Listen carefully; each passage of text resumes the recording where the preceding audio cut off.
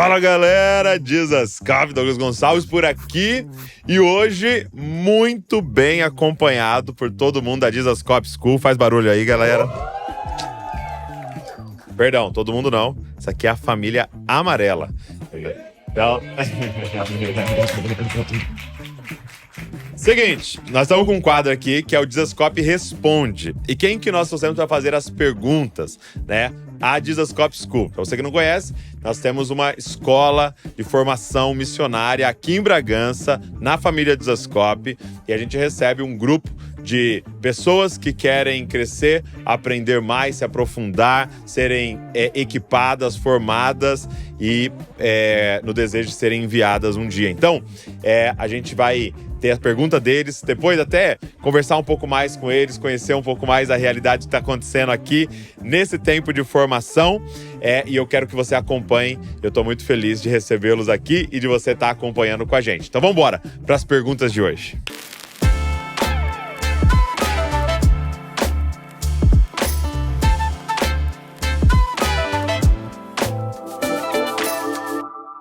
Então é o seguinte, a gente pediu aí para cada família de cor aí, né, para cada grupo lá da Dizascope School fazerem algumas perguntas, né?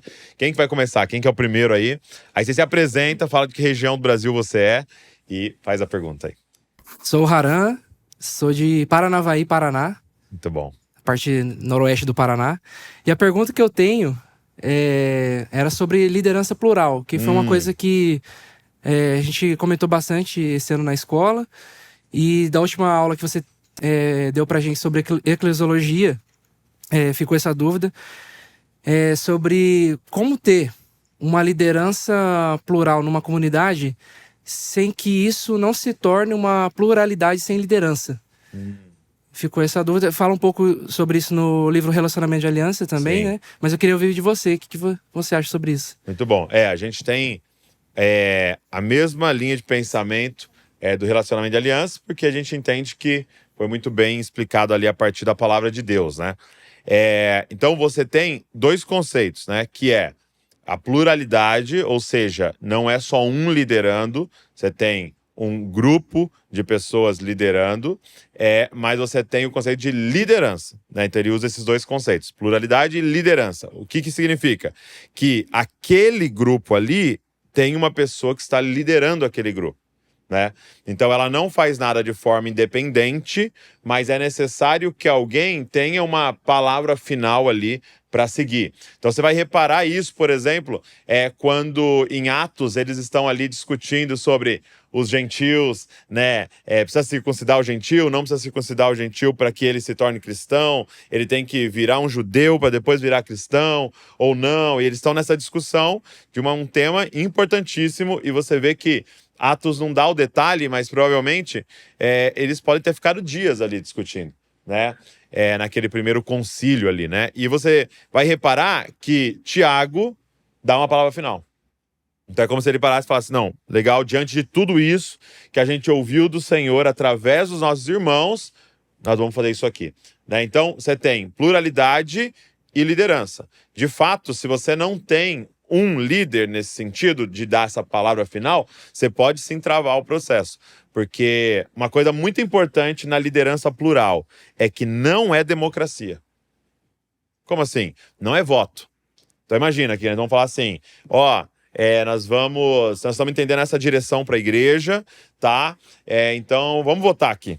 Aí tantos falam sim, tantos falam não e tal. Ganhou sim, então nós vamos fazer isso. Não é voto. Nós discernimos juntos no Senhor o que nós vamos fazer. Então, às vezes, nós estamos aqui num grupo de 20, 2 teve uma palavra de Deus, os outros 18 não tiveram uma palavra de Deus, mas estão entendendo que isso aqui faz total sentido e tem paz em relação a isso aqui, nós vamos nessa direção. Então, não é voto, né? É realmente a gente ouvir Deus juntos. E uma coisa muito importante da liderança plural é que aí você tem múltiplos dons. Isso é muito legal. É muito desafiador, mas muito importante. Então, quem que é o cabeça da igreja? Cristo. Então não é um homem, não é uma pessoa. Então eu tô aqui, por exemplo, hoje eu lidero o presbitério aqui da igreja, né? Então eu não sou o pastor da igreja? Segundo a Bíblia, Cristo é o pastor da igreja. Eu não sou o cabeça da igreja. Cristo é o cabeça da igreja. Então, quem que deve liderar a igreja? Essa mesa. Entendeu? Então, Cristo deve liderar a igreja através desses membros do seu corpo. E aí é muito legal que nessa liderança plural tenha múltiplos dons, né? Então, alguém com uma característica muito mais apostólica, alguém com uma característica muito mais pastoral, alguém com uma característica muito mais profética, que tem essas diferentes funções e que causa, sim, uma tensão. Então, às vezes, na reunião ali, não, é isso, não, mas é aquilo, mas é aquilo outro. Só que é nessa tensão que a gente vai achando a vontade de Deus, sabe? Então, é muito legal. Então, assim, de novo, agora, resumindo a resposta, né? Pluralidade na liderança, mas sim há uma liderança, pluralidade, né, compondo essa liderança, mas sim há alguém que vai dar essa palavra final ali, porque em alguns momentos a gente entra num impasse e a gente precisa seguir, né? A gente precisa seguir edificando, tomar decisões que às vezes são daquela semana, não dá para deixar para depois, mas assim, é um DNA daquilo que a gente está construindo aqui. A gente acredita... às vezes a gente fica falando DNA do Desascope, mas a gente crê que é um DNA da igreja. Entendeu? A liderança plural. E como isso nos protege? Lentifica algumas coisas, porque eu poderia acordar e falar, tive uma ideia, vamos mudar isso, vamos mudar, mas lentifica, não, deixa eu reunir com o conselho, deixa eu reunir com o presbitério, vamos orar junto, vamos ver, aí alguém fala contra a sua ideia, tal, lentifica, mas é muito legal e protege muito a gente. Às vezes você tem uma ideia que não foi do espírito, foi da sua carne, foi da sua alma. E uma outra coisa importante é que é a ideia de todo mundo. Então não é assim, ó, nós estamos fazendo tal coisa, nós vamos mudar de prédio porque o Douglas mandou. Não, isso é muito ruim, entendeu? Agora, quando nós entendemos no Senhor que é tempo disso, cara, todo mundo chega junto para fazer o negócio, porque não é a ideia de uma pessoa. Eu lembro que eu tava pregando numa igreja, aí eu fui um rapaz da igreja me levou no shopping para almoçar, e aí ele ficava falando assim para mim, eu vou usar um nome fictício, tá? Poxa, na igreja do pastor José, é muito legal tal coisa. Pô, na igreja do pastor José, eles fazem tal coisa. Ó, lá na igreja do pastor José, aí eu falei para ele, cara, qual igreja que você vai? E na igreja do pastor José, do José, né? Aí eu falei, cara, então não é a igreja do pastor José, é a nossa igreja. É a nossa igreja. Mas você vê que pode acontecer isso, quando você tem uma liderança singular, nossa, olha que ideia genial que ele teve, olha que legal esse projeto que ele montou. Nós estamos todo mundo servindo isso daí. E é um nível de entrega. Quando eu falo, cara, nós entendemos o Senhor, tal, é outro nível de entrega. É outro nível de compromisso. Próxima pergunta. Aí. E aí? Eu me chamo Marcos, sou de Curitiba, no Paraná, tenho 18 anos. Dois Paraná, hein? 2 paranaenses, tem alguns aí. Bom, a minha pergunta é, a igreja fez 7 anos agora, e eu queria saber qual foi a maior dificuldade que vocês tiveram nesse tempo, né, de 7 anos já, e como foi resolvido, assim, tipo, no total. Essas dificuldades. Isso. Legal. Qual que é o maior desafio na plantação da igreja? É você, para mim, né, na minha visão, é você compreender e seguir compreendendo qual que é a identidade daquela comunidade. Então, eu gosto muito de comparar com o corpo mesmo, com o ser humano, né? Então, 7 anos, você pensar numa criança de 7 anos, ela está ainda entendendo quem ela é, né? Ela está ainda compreendendo sua vocação, seus dons, a direção de Deus para a vida dela. Então, para mim, esse tem sido o desafio, assim, sabe? De não inventar uma direção para essa comunidade local, né? Eu não falo igreja, porque igreja é a igreja global, né? Mas essa comunidade local, a família de Desascope, em Bragança, a questão é que você não tem que inventar um negócio para ela. Não, eu tive uma ideia aqui, a igreja vai ser isso. Não, é perceber. E aí, você tem que ficar atento ao movimento do Espírito para aquela igreja. Então, você vai ver que ela naturalmente vai indo para uma direção. Só que, ao perceber essa direção, você tem que começar a estruturar para essa direção. Então, eu vou dar um exemplo de uma criança, né? Você percebeu que aquele menino tem um dom para o futebol. Entendeu? Então, primeiro é discernir, mas aí depois de discernir, você tem que dar estrutura para ele. Aí você vai ter que ver a agenda dele para encaixar o treino, quem é o melhor treinador, para onde, que cidade você deveria morar com seu filho, porque ele tem aquele dom, né? Então, só que não adianta, sem discernir se ele, por exemplo, seria um jogador de futebol, você querer ficar colocando ele no treino e colocar um monte de estrutura ao redor de uma coisa que você nem sabe se é. Então não dá para eu ter um filho e recém-nascido falar, é um jogador de futebol, vai ser, então já vou comprar uma chuteira aqui. Não, eu preciso descobrir quem ele é em Deus, mas depois dar estrutura para ele. Então acho que a gente está nessa fase. 7 anos fala muito de um ciclo, né? Que se fechou e a gente está entrando no 8º ano, né? Então, um novo ano começando e a gente já entendeu várias coisas, né, que são características dessa comunidade, coisas que o Senhor deu pra gente, e agora é começar a dar estrutura ao redor disso, né? Uma outra coisa, sim, se eu puder falar um segundo, é que nesse período de plantação, você ainda não sabe quem de verdade está com vocês ali, tá com a gente ali, porque não adianta, vai um tempo, né, para você criar intimidade e verdadeiramente falar assim, nós estamos juntos nisso aqui, né? Porque no início é tudo festa, né? No início é tudo mil maravilhas, no início tudo é lindo. Por quê? Porque é as primeiras vezes que você está ouvindo aquela pregação, é as primeiras vezes que você está ouvindo aquela galera da adoração, é as primeiras vezes que você está relacionando com o pessoal, é mais superficial. Quando a gente começa a ir fundo e aí passar problemas junto, passar perrengue junto, e a gente começa realmente a sentir o cheiro um do outro aí, e às vezes o cheiro não é agradável alguns dias tal, é que a gente vai tomar essa decisão de uma aliança verdadeira, né? Então, comparando de novo a nossa dinâmica, né? É como se o início fosse um namoro, né? E a pergunta é, quem é que vai casar com a gente? Quem é que vai casar com a gente mesmo, depois de ver a gente nos dias bons, dias ruins e tal, né? Então, vai um período. Então, por exemplo, acontecia, às vezes, de pessoas chegarem aqui e falarem assim pra gente, cara, achei a igreja. Agora sim, essa é a pregação e tal, esse é o verdadeiro evangelho, isso e tal. E aí ele começava a falar mal da última comunidade. Entendeu? Ah, porque lá é terrível, lá eles faziam isso, lá eles faziam... Agora sim eu achei.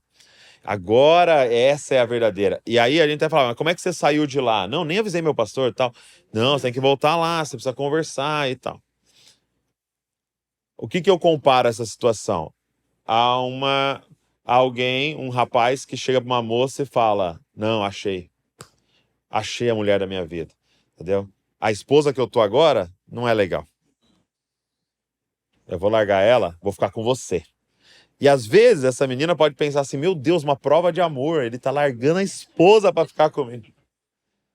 A pergunta é, quem é a próxima a ser largada, né? E quando a gente pensa em casamento, é muito trágico, né? Mas, cara, é trágico também em igreja. Porque o próximo a ser largado vai ser a gente. Porque vai ficar comum. A música vai ficar comum, a pregação vai ficar comum, o dia a dia da igreja vai ficar comum, é o mesmo prédio, é as mesmas pessoas. Aí a pergunta é se a gente tem uma aliança e se a gente vai cumprir uma missão junto. Então, esse período de maturação, sabe? De falar, cara, quem é que tá com a gente nessa parada? No dia bom, no dia ruim, quando a gente acerta, quando a gente erra, que vai nos perdoar, vai seguir. Então, esse é um desafio. E aí é um desafio de paciência, de espera, né? Próxima pergunta. Bom dia, Douglas. Bom Meu nome é dia. Lucas, eu sou de Curitiba. Eu sou paranaense também, mas atualmente moro em Votuporanga, no interior de São Paulo. Família Paraná. Eu tava lendo o livro Chega de Regras e o Larry Crabb fala uma frase que me chamou muita atenção. Ele fala que aqueles que se apegam à ilusão do controle, eles perdem a liberdade, o prazer da liberdade. E essa frase me interpelou assim, em várias áreas da minha vida, pessoal, familiar, mas pensando que seremos futuros líderes, né? Como futuros líderes de igreja locais, como nós podemos abrir mão dessa pretensão do controle sem abrir mão dessa visão que Deus está comunicando à liderança? Ai, muito bom. Muito bom.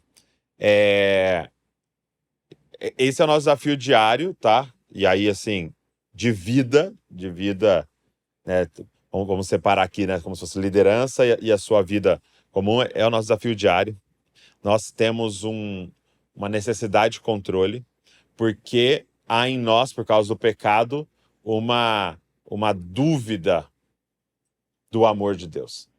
Essa é a realidade. Com o pecado, entrou em nós uma incredulidade sobre a bondade e o amor de Deus. Quando a serpente vai lá no Éden, ela vai atacar exatamente essa parada. Ela vai falar assim, ele está escondendo um negócio de você. Ele está escondendo um negócio top de você. Então vai com a sua estratégia e toma isso que Deus está escondendo de você. E aí ela vai e come, ele vai e come nesse coração, de tipo assim, tem uma parada a mais que Deus não está me dando. E que eu vou ter que fazer na minha força aqui para eu conseguir. Então, o pecado gerou essa dúvida em nós. E, tipo, dá para confiar? Dá para obedecer totalmente e eu vou chegar num lugar bom? Por exemplo, hoje nós temos assim vários dilemas na sexualidade acontecendo na vida das pessoas. Às vezes por traumas, por abusos, por confusão, por padrões ruins, por famílias estruturadas. Então, as pessoas começam a entrar numa confusão mental em relação à sexualidade. E aí, quando você começa a pregar o evangelho para essa pessoa, há uma pergunta dentro do coração dela. Se eu me entregar a obedecer a palavra, ele vai dar conta de me fazer feliz? Essa é a dúvida. Se eu pegar e falar, não, eu vou obedecer tudo isso aqui e vou negar alguns dos meus desejos, eu vou ser infeliz no final das contas? Ele vai dar conta de me fazer feliz?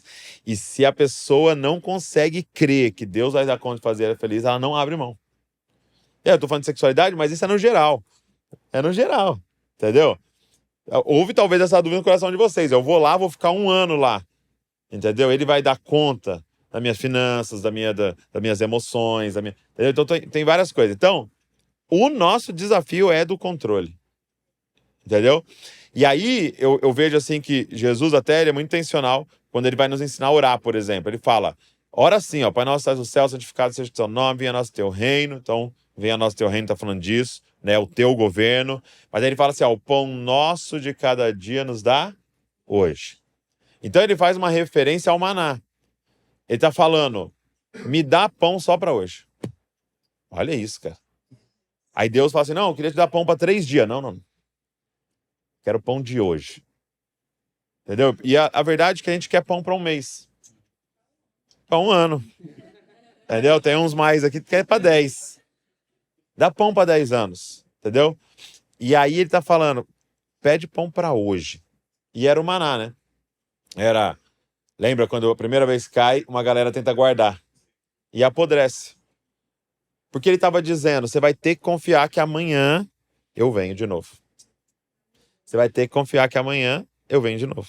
Aí você vai ter que confiar que amanhã eu venho de novo. Então era um exercício de confiança, de paternidade, né? Por quê? Porque nós temos algumas crianças aqui, né? Filho de alguns que estão fazendo a escola. E é isso, assim, dificilmente essas crianças, que eu sei que elas estão em ambientes saudáveis, dificilmente elas ficam perguntando, deixa eu ver a comida de amanhã aí, pai, me mostra. Qual é o cardápio de amanhã? Mas deixa eu ver se tem mesmo. Tem leite mesmo? Deixa eu contar quantos leite tem. Pra quantos dias dá? Para eu na quarta começar a me preocupar. Criança que tá no ambiente saudável, não, ela dorme, cara. Tá nem aí. Eu brinco, né, que Davi e a Luísa nunca se preocuparam com isso. Se eu roubava, se eu tinha uma vaca no fundo de casa. Eles sabiam que ia aparecer um leite lá. Entendeu? Então, ele ensina essa oração, que é uma oração terrível, que é abrir mão de controle. E aí, na liderança, ele vai enviar os discípulos, né? E ele fala um negócio muito doido, assim. Eu demorei tempo para entender, assim. Ele fala, vocês vão de 2 em 2, vocês vão entrar nas cidades. Aí ele fala assim, ó, não leva uma capa extra. Não leva dinheiro. Não leva... Aí eu falei, cara, por quê? Por que não pode levar uma marmita, não sei o quê? Porque a parada era essa. Eles chegavam numa cidade e iam pra uma praça. E aí ele falava assim, eu vou mostrar alguém pra vocês. Aí entrava na casa dessa pessoa. Começava a pregar pra essa pessoa. Essa pessoa tinha um tio. E aí conectava com o tio. E o tio era um líder ali na cidade, que entrava não sei aonde e tal. Ele falava, deixa eu guiar vocês. Não faz a agenda. Agora, Ah, Douglas, então é solto sem visão? Não, eles sabiam exatamente o que eles tinham que fazer. Você tá entendendo? Essa dinâmica de tipo assim, eu tenho que entrar naquela cidade, ele falou que não podia ser cidade gentil, tinha que ser... Então você vendo que tem estrutura? Eu sei qual é a pregação, eu sei qual é a visão do reino, eu sei o que eu tenho que falar, eu sei como conduzir a pessoa ao evangelho. Então, eu tenho sim uma estrutura, mas eu não entro nesses detalhes de querer controlar absolutamente tudo. Então, esse equilíbrio entre esse orgânico do espírito e sim, um programado do que o Senhor nos mandou fazer. Então, o Senhor vai dar, o que eu percebo assim na minha experiência é que ele dá uma direção. Então, tipo, vamos pro norte. Nós estamos indo. Agora, ele não vai falar pra você cada estrada. Então Abraão, sai da sua terra, do meio da sua parentela, para uma terra que eu vou te mostrar. Então tem ali uma direção. Agora, cada estágio, ele vai guiando a gente, porque é um crescer em dependência, né? E aí é a nossa maior dificuldade, é o nosso maior desafio, e principalmente como líder. E aí, como líder, tem um segundo desafio que se adiciona, que é ele vai falar com vocês pra vocês fazerem coisas. Ele vai dar direção para vocês. E aí vocês vão fazer isso que ele tá falando. E vai ser bombástico. Vai ser uma bênção. Qual é a tentação? Na próxima estação, querer fazer a mesma coisa. Ah, não, eu já entendi. Se a gente fizer assim, pintar de vermelho, fizer numa quarta, às 7 da noite, cantando em dó, Espírito vem. E tem um monte de comunidade, cara. Tentando repetir a mesma coisa. Tem gente fazendo a mesma coisa há 50 anos. Fala, não, mas o Espírito veio. Naquela época, quando a gente cantava essa música, quando a gente organizava desse jeito, tal. E tava certo. Foi para aquele tempo, mas o Senhor tá falando uma outra coisa. Então, é um desafio pra gente ouvir de novo e seguir ouvindo, né? Eu vi o Guilherme de Carvalho falando que é igual segurar um sabonete. Entendeu? Então, se segurar muito forte, ele escapa. Se segurar muito fraco, ele escapa. Então, aquilo que Deus nos deu tem que segurar com mãos leves. Porque a verdade é que ele tira da nossa mão a qualquer momento e faz algo novo, e isso é maravilhoso, né? E aí de novo, para que a gente crescer em independência, né? Amém? Mais alguma coisa? Surgiu enquanto eu respondi aí? Eu tenho. Fala. Pega o microfone aí. Que parte do Paraná você é? Eu sou a Juliane, eu sou de Votuporanga, São Paulo. São Paulo aí. Então, uma das perguntas que surgiu é a questão de que, por exemplo, contextualizar, a família de Zescope já vem recebendo uma palavra de Atos 13, né, e tudo ali, sobre a questão de se tornar uma Antioquia aqui em Bragança Paulista, entendeu? Vem acompanhando aí. Legal. Né, por fazer parte da família. E eu queria saber, mais pessoalmente, assim, mais assim, com questão ao presbitério, como que foi o processo para escutar a Deus e para formular todos os processos da Zescope School? Nossa, que legal. Muito bom. Então, o que ela está dizendo é que há uma palavra sobre nós, assim, que o Senhor confirmou de várias maneiras, é que Bragança Paulista seria uma Antioquia. E o que é Antioquia? Era um lugar onde haviam mestres e profetas, e eles juntos ministrando ao Senhor. E foi lá que o Senhor, em meio a um momento de ministração ao Senhor, ele falou, me separe Paulo e Barnabé para a obra que eu tenho confirmado, e eles são enviados, então, para começar essa plantação de igrejas que a gente lê no Novo Testamento, né, na Europa, ali na Ásia. Então, a gente crê nisso, que Bragança está sendo formado, e já é, né? Já é esse lugar de um ajuntamento de mestres e profetas que vai gerar um movimento apostólico, né? Um movimento de envio. E aí, de novo, tá vendo? Você tem uma palavra e agora você vai dar estrutura para essa palavra. O que é obedecer essa palavra? É ter a ousadia, por exemplo, de convidar 100 pessoas para vir morar em Bragança, para estudar com a gente, entendeu? É a ousadia de falar, Michael, não, pode vir, sai do sertão aí você e a Vivian, vem morar em Bragança e nós vamos juntos aqui assumir isso, não sabendo como fazer financeiramente, não sabendo como fazer, como o Senhor vai fazer exatamente todas as coisas, como a gente está falando aqui. Então, a Zescope School é a materialização dessa palavra. né? É ela se ganhando carne, né? Vocês são a carne disso que o senhor estava falando, né? E aí, como é que se deu o processo? É muito doido isso, porque isso já fazia parte da gente desde dos primeiros dias do Dizascope, que era um ajuntamento de mestres e profetas. A primeira palavra que eu ministrei, segunda palavra que eu ministrei do Dizascope, se entrar lá no canal do YouTube, lá em 2011, era o casamento da palavra com o Espírito. A gente quer o caráter de Cristo, mas a manifestação de poder de Cristo. Então foi a primeira mensagem do Dizascope. Era um casamento da palavra e do Espírito, era um casamento dos dons e da ortodoxia, era um casamento disso. Então o tempo inteiro era mestre e profeta. Então é isso que eu tô querendo dizer assim, sabe? Se você quer saber sua identidade, você tem que olhar para sua história. Já tá lá. Já tá lá. Entendeu? Já tá escondido lá na sua história. Se você olhar para você quando criança, já tava lá. É que a gente vai entrando numa vibe de querer agradar os outros tal, e vai desviando do que você já nasceu com o negócio, entendeu? Então o Dizascope nasceu com a parada. Era isso já. E aí o Senhor vai trazendo profetas para confirmar, né? Então eu ouvi em 4, 5 lugares diferentes, em países diferentes, essa palavra. Senhor está fazendo de Bragança uma Antioquia e tal. E aí, então várias vezes, né? E aí foi chegar o tempo de a gente ser nisso com o presbitério, beleza. O que fazer, então? Como dar estrutura para essa palavra?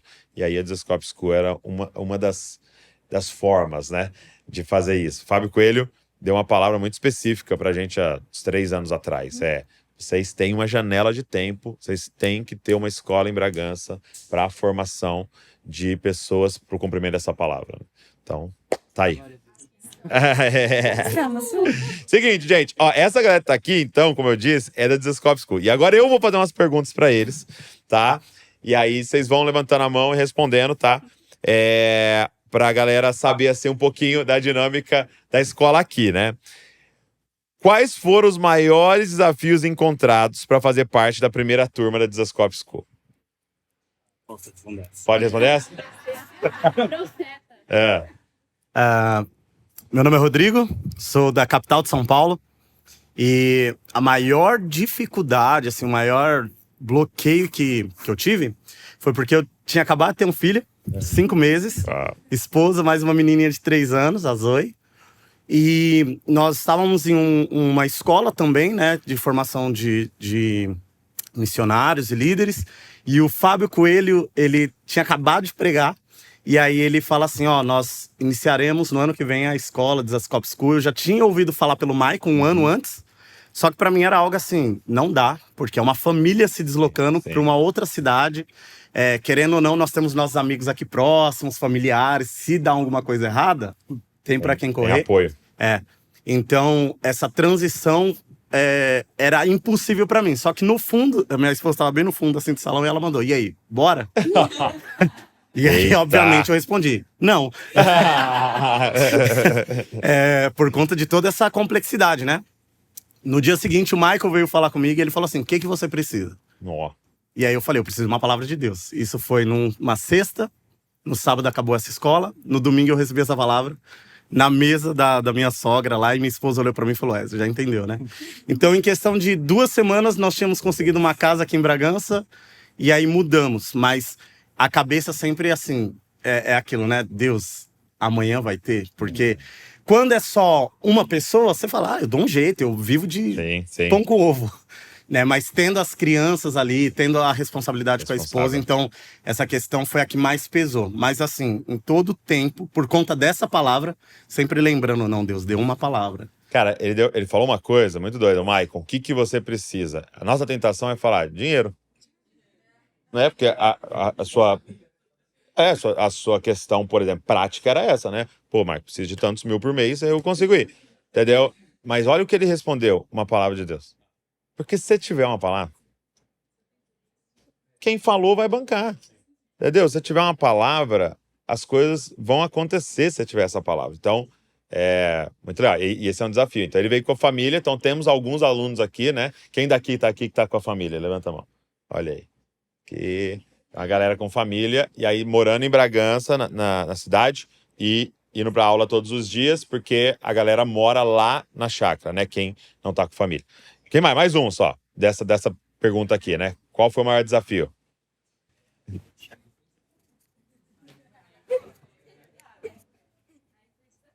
Oi? Tá ligado? Tá certo? Sou a Thaís, daqui de Bragança. Faço parte da família de Zuscope. E entre o meu processo de conversão e vinda para a escola foram 2 anos, apenas. Tá. Então, é um contexto muito rápido, né? Eu falo que eu vivi em 2 anos o que eu não vivi em 32 anos da minha vida. E deixar uma empresa, né? Eu tinha 10 anos de carreira, prestes a promoções e crescimento profissional. E até mesmo dentro de casa, né? Minha família vendo o meu processo, minha mudança. E foi muita confirmação de Deus em tudo, em todos os lugares que eu fui falando, né? Vou sair da empresa. Aí o pessoal, mas como assim? Eu falei, não, vou, né, para uma escola e tal. E mesmo que era um contexto não cristão, ninguém me questionou. É mesmo. Então, assim, ok, é uma ordem, vai. E aí a palavra final, né, após orações, jejum, eram os meus pais. Eu falei, Senhor, o que eles falarem eu vou obedecer. E aí, em conversa com eles, primeiro eu contei que eu ia sair da empresa. Eu tenho a mesma profissão do meu pai, que é veterinária. Então era um motivo de orgulho para ele, né? E aí, como que de repente minha filha larga a carreira e vai ser missionária, né? Fazer uma escola.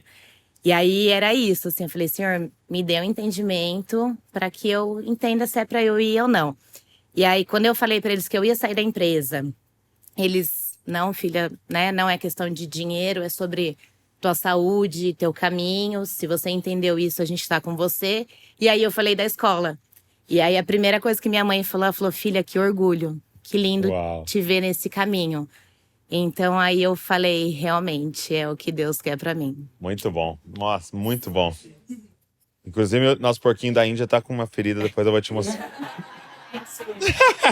Tem umas coisas da Sky também, a gente precisa... Exato, precisa conversar. Do alpino, a gente... Alpino, cavalo.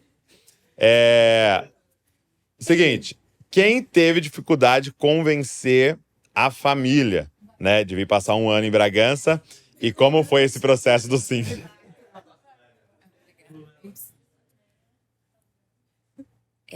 Oi, eu sou a Ana, eu sou de Manaus, Amazonas. Olha aí. E então, quando apareceu, foi uma amiga do meu grupo familiar, tipo um DNA, e ela me mandou o post, e aí eu falei, acho que eu quero isso pra mim.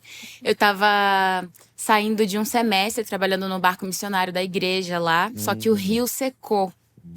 E então o barco não tava mais saindo, e eu falei, Senhor, e agora? E apareceu essa oportunidade, só que quando eu falei com a minha mãe, ela ficou bem agoniada, mas parece que entendeu um pouco. E aí eu fui falar com meu pai e ele disse, não. Eu sei que eu fiquei com raiva. Eu queria o apoio dele. Eu acho que em casa eu sempre fui a princesinha do pai, sabe? E eu queria... Acho. É isso. Tá certo. É isso. Só que eu queria o apoio dele, sabe? Ele sempre me apoiou em tudo e ele sempre disse que eu era capaz de tudo. E demorou um tempo pra eu entender que ele tava falando de um lugar de eu não quero te perder ainda. E eu precisava entender isso, né? E na minha cabeça sempre foi tipo, ai, não acredito que ele tá fazendo isso comigo. E depois que eu entendi isso, eu fiquei bem mal mesmo, na verdade. Mas depois que eu entendi isso, eu falei, tá, eu vou obedecer. Eu tô com raiva, eu tô chateada, eu tô magoada, mas eu preciso obedecer. E aí, parece que quando eu finalmente entendi, se ele falar não, eu vou obedecer e eu vou ficar e eu vou ser feliz com essa decisão. Parece que as coisas começaram a andar daí, sabe? E aí foi quando eu tive a brilhante ideia, eu sou teacher, eu sou professora. Então, o que eu fiz? Um PowerPoint. Sacada. Vai pegando as estratégias aí, você que tá pensando em vir. Eu fiz um PowerPoint falando como que era aqui, tudo que a gente já tinha visto no Instagram, as pessoas, como que eu fui tirando print dos vídeos que a gente tinha da chácara pra tentar mostrar mais ou menos como que ia ser. Aí contei meu testemunho e eu tava suando, tava nervosa. Porque o tempo inteirinho tava eu na sala, botei na televisão da sala, e meus pais no sofá, minha mãe no sofá e meu pai na poltrona de pai dele. E ele não conseguia ler o rosto dele. Eu fiquei, Deus, será que isso tá funcionando? E eu terminei. Parece que um peso saiu de mim. Ele olhou no fundo dos meus olhos e disse: que Deus te abençoe, minha filha. Que Deus te abençoe, minha filha. E eu espero que você vá e seja feliz e encontre o que você está procurando. E antes disso, ele tinha até conversado com a minha mãe sobre que ele não iria me ajudar financeiramente, nem nada do tipo, porque ele realmente estava com esse bloqueio e tal, e nos restava esperar no Espírito Santo. E depois que ele me abençoou, passou mais um tempo, aí ele falou: bem que a gente podia se tornar mantenedor dela também. A gente já ia gastar com ela aqui mesmo, a gente manda pra lá. E no último domingo, na minha igreja, antes de eu viajar, a minha mãe estava com a minha avó, que tá um pouco doente, e só tava eu e meu pai na igreja. E aí, quando meu pastor foi orar por mim, meu pai estava atrás de mim, levantou, colocou a mão em mim, começou a orar por mim. E aquilo mexeu muito comigo, porque era uma confirmação, um amor, um apoio que eu sabia que eu precisava. Sim, total. E se ali ainda tinha alguma dúvida, através do meu pai, Deus mostrou que tudo ia ficar bem. Sim. E de fato tudo ficou. Ele tá doido pra que eu volte pra casa. Sim, lógico. Mas eu também tô louca pra estar com ele de novo. Sim. E muito grata por ele ter permitido eu viver isso. E ao mesmo tempo saber que foi difícil pra ele, tá sendo difícil pra ele, tá longe de mim. Mas eu sempre procuro lembrar ele: obrigada, pai, por deixar eu viver esse sonho com leveza, sabendo que tá tudo bem e que quando eu voltar pra casa vai ficar tudo bem também.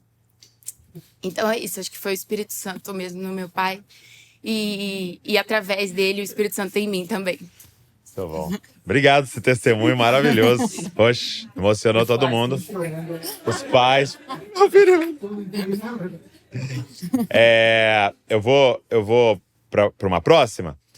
Só pra galera saber, assim, agora um pouco da experiência daqui, né? Então, vocês falaram um pouco desse envio, mas eu queria que duas pessoas falassem qual foi, assim, o que mais te marcou nesse tempo, quase um ano que nós estamos juntos aqui.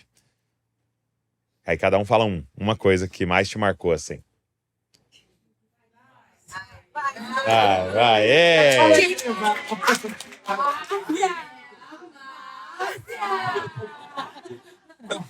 Piadas internas que nós... Meu nome é Márcia, eu sou do sertão da Bahia. Bom demais. E pra mim o que mais marcou, eu achei que fosse ser as aulas, né? Aprender tanto essa questão da teologia, mas o que mais marcou foi a questão da convivência. Uau. Isso foi realmente difícil no início. Eu não sou uma pessoa... assim? Brincadeira. Tô brincando. Você quer que eu fale? Não fala. Ela fala, viu? A questão da família, porque, querendo ou não, a gente é escolhido para participar de algo que a gente não faz ideia. Quando eu vi, eu falei, meu Deus, eu vou decorar o nome de todo mundo. E também a questão do quarto, né? No meu dormitório são somente 22 meninas. Sim. Também foi um grande desafio, mas assim, o que eu mais aprendi esse ano foi ver os defeitos do outro e ver Jesus no outro. Uau. Mesmo conhecendo as partes difíceis. E graças a Deus, hoje aprendemos a ter uma boa relação. Com alguns, uma ótima relação. Muito bom. E assim, uma coisa que me marcou muito foi que em um dos nossos DNAs, a gente estava estudando o livro Relacionamentos de Aliança, e a gente começou a discutir. Deus, ele manda amar o próximo. A gente não precisa gostar. Não. A gente precisa amar. Muito bom. E é isso. Quem mais? Mais um. Passa aí, vai passando aí.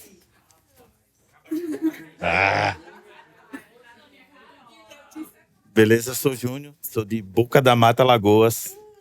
E o que mais me marcou foi foi a cozinha, cara. Sério. Eu falo sempre que quando Deus nos leva para um ambiente de escola como esse, a gente não pode fugir das etapas que Ele quer que você passe. Deus fala muito comigo quando eu tô naquela panela, cara. Sério, sério, Douglas. E muitas coisas que eu não fazia em casa, ajudando minha esposa. Depois que eu vim pra escola, eu tenho 45 anos, cara. Mas eu entendi que se eu vim pra cá, eu tenho que passar por esse processo. Então, você varrer uma sala, você lavar um banheiro, você tá ali fazendo algo que às vezes você não gosta de fazer. E muitas vezes isso, o Espírito Santo fala assim, são detalhes da sua vida que eu preciso que você seja curado. E é nesse lugar que você vai ser curado. Você não vai ser curado simplesmente no púlpito. Você não vai ser curado na plataforma. Você vai ser curado tirando o papel do banheiro. E às vezes as pessoas não entendem isso. E eu entendi que muitas pessoas estão sendo tratadas em off. E alguns não querem ser tratados em off. Mas assim, se Deus chamou a gente para vir para cá, a gente precisa passar por esse processo. E eu estou muito feliz com isso, porque eu vejo a minha esposa e o meu filho me vendo de outra maneira também. Então isso para mim, é a maior riqueza. E eu estou muito feliz de estar aqui. Tá bom. Seguinte, quero assim agora rápido também, porque tem uma outra turma chegando aí. Qual foi uma aula que te marcou? 2 pessoas falam uma aula que te marcou.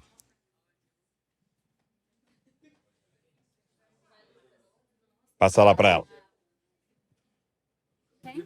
Se pudesse ser alguém que não falou, seria bom. Nome? Meu nome é Amanda, eu sou de São Luís, Maranhão. Muito bom. Uma das aulas que mais me marcaram foi a aula da Ariadna, quando ela fala sobre os perfis. Ela fala do perfil de Pedro, de Tiago, de João e de Paulo. E nesse dia eu me identifiquei muito com Paulo e principalmente com João, que é um perfil de restauração da igreja, né? Inclusive, despertou para a dor do meu coração, que na verdade é uma dor do coração de Deus que ele tem compartilhado em relação à liderança da igreja, sobre existir muitos líderes que estão vivendo o ministério fora do lugar da devoção. Estão fazendo sem ser. E isso tem muito a ver com aquilo que Deus tem me impulsionado a fazer a partir de então, a partir da escola no próximo ano. Né? Ajudar, auxiliar líderes em formação a partir desse viés da devoção. Construindo no secreto algo realmente sólido com Deus e a partir desse lugar desaguar na vida de outras pessoas. Então, essa foi uma aula que está gerando também um projeto. Demais. Quem mais? Mais um. Eu já falei. Tem problema. Pode falar. Eu acho que uma das aulas, assim, que... Na verdade, um conteúdo que mais me chocou, assim, porque eu não tinha conhecimento, era a questão do Evangelho Profético, que foi no começo do ano, que foi o Coelho e o Harold que iniciaram, e, tipo assim, a cada aula minha cabeça saía explodindo de tanta informação.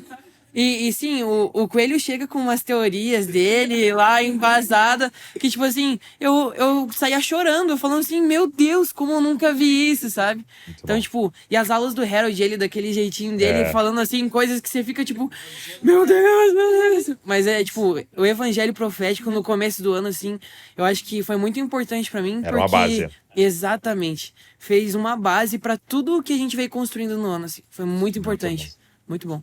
Muito bom. Gente, obrigado. Obrigado por esse tempo aqui. E eu queria só, antes de encerrar, falar pra galera que tá nos assistindo, tá nos ouvindo, que estão abertas as inscrições para 2025. Seguinte, vou te falar pra você entender a dinâmica. Nós tivemos no ano passado 600 aplicações para virem 90 alunos. Esse ano a gente vai ter um pouquinho mais de aluno, mas não é muita coisa a mais. Então, assim... Corre para você fazer a sua inscrição. Você fazendo a sua inscrição é uma aplicação. A gente vai fazer uma entrevista com você. Tem todo um processo aí para você vir. Né? Não é, fiz uma inscrição, tá garantido. Não. você vai passar por uma entrevista, vamos falar sobre a sua igreja, os seus pastores, né, conversar para ver realmente se é isso, se é tempo de Deus para você fazer essa escola. Então, a gente queria incentivar você, se o Senhor está confirmando no seu coração, como você ouviu os testemunhos aqui do Senhor realmente confirmando no coração deles, da sua família, da sua igreja local, para você estar aqui com a gente, vai ser muito legal poder derramar na sua vida durante 2025. A escola dura 1 ano, né, ali de fevereiro até novembro, e você vai morar aqui em Bragança com a gente, você vai fazer parte da família Desascope por um período e ter aula com professores incríveis e essa convivência e tudo isso que eles falaram aqui e o que o Senhor vai fazer, que Ele vai fazer na vida de cada um, tá? Eu vou deixar o link para inscrição aqui na descrição do vídeo para você fazer sua aplicação aí e a gente entra em contato com vocês. Você que tá aqui, obrigado. Obrigado não só por esse tempinho aqui nós, mas obrigado pela confiança de vocês, por esse 1 ano. Ninguém, a galera vai vir no ano que vem, mas ninguém vai ser parte da primeira turma. Só vocês. E tem os benefícios e os desafios também, porque os próximos alunos vão ter umas coisas a mais. Daqui a pouco você vai falar, nossa, poxa, na minha vez não teve esse negócio. Quando eu cheguei era mato aquilo ali. Mas, cara, é muito legal e que o Senhor possa pegar tudo isso que foi plantado no coração de vocês, fazer florescer e alimentar muitas pessoas. Amém? Deus abençoe vocês e não se esqueça, vocês são cópias de Jesus. Valeu!